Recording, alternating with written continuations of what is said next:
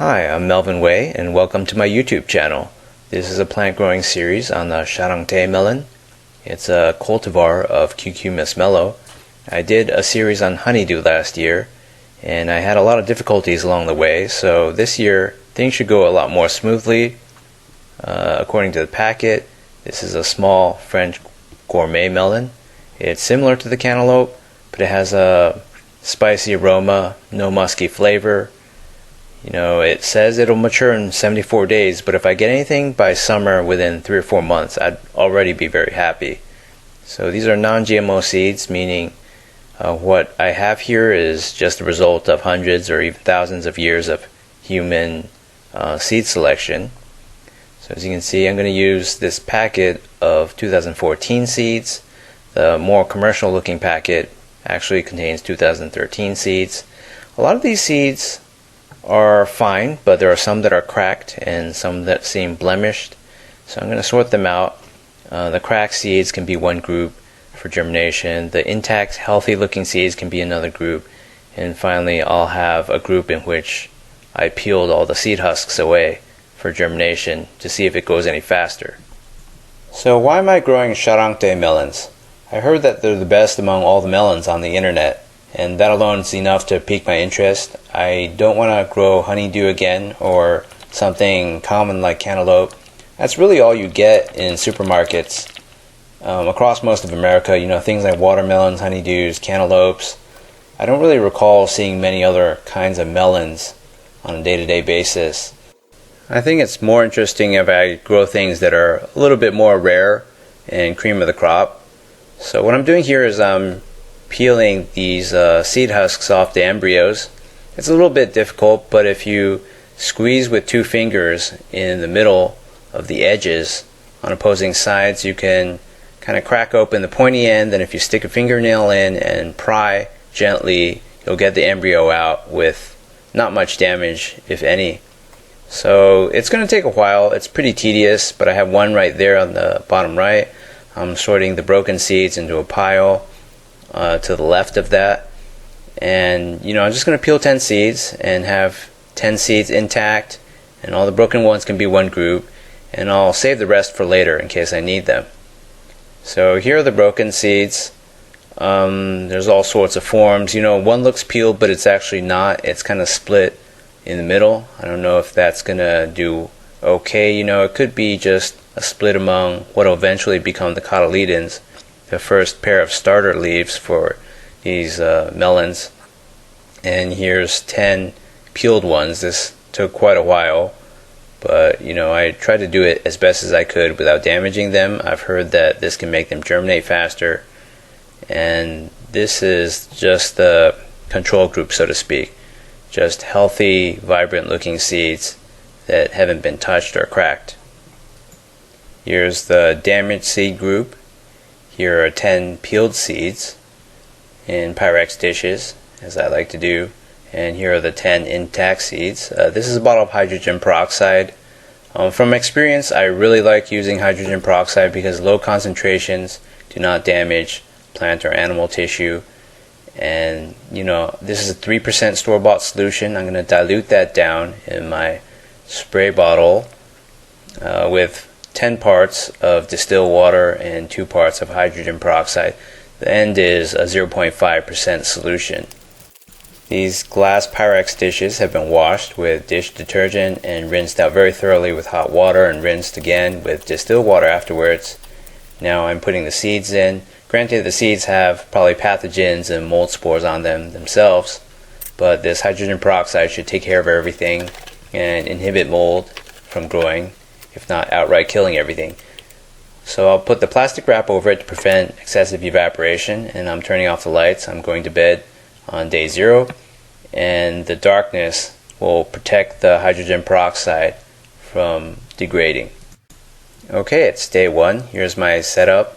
I have a clamp lamp with an aluminum reflector and a 1080 lumen LED bulb that's shining on these at close range, plus the light that gets reflected that would normally just go up and be lost. So I'm not really seeing anything yet, but these are broken and damaged seeds, so I wasn't really expecting much to happen. maybe just a few of these would germinate. So for the intact group, yeah, I'm seeing some, yeah, there's a germination right there. A root system is coming out, first root tip. The peeled seeds are developing the fastest out of the three groups, and that's expected. I mean, it can't be third place, but you know, they're faster than the unpeeled ones, I think, because moisture can get in from all directions immediately from the get-go, starting 24 hours ago, versus for the unpeeled ones, you know, it takes a while for the seed enzymes to digest the little hole that the root's going to come out of and for water to go in, and plus there's air inside.